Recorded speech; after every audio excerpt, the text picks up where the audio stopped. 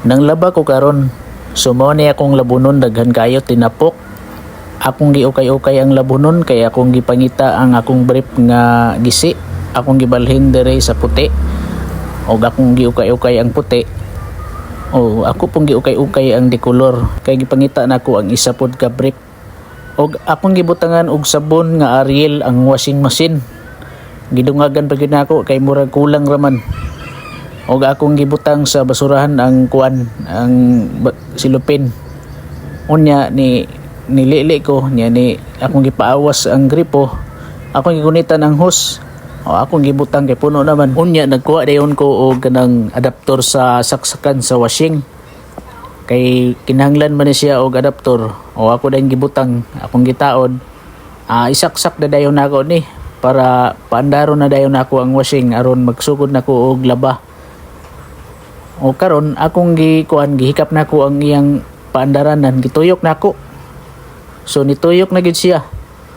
Og karon akong gitan-aw niya nagbula-bula na gid oh. O nagbula-bula naman ako na ni siyang butangan og labunon. O ako na karon akong gipakita, akong gibidyohan ang labunon, mao ni siya. O ang puti daghan kayo labunon. Sugdan na dayon nato ni glaba karon, ato ning butangan na nato ni ang washing og mga kaning puti atong unahon. O akong giplastar ang puti, mo na ako na dayon gibutang, gihumol na dayon ako ug akong gituyok-tuyok ang puti ug ginisayaw-sayaw ko. Og amo ni ang habol sa kong bata. Daghan kayo kog labunon karon kay kuan natibo manggod akong labunon.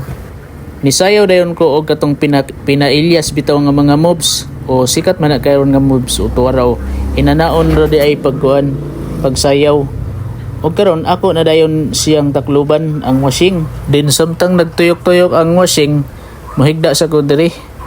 Akong gibira ang kuan labunon nga di kolor.